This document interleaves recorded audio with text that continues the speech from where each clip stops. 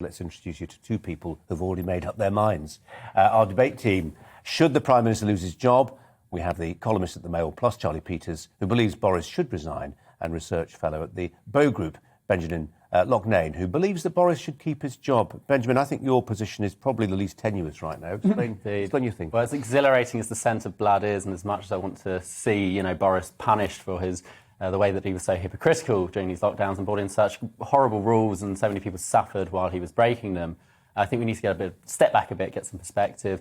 At the moment, Boris is in a situation where he knows he has lost moral authority to introduce new restrictions and lockdowns and all these sorts of things.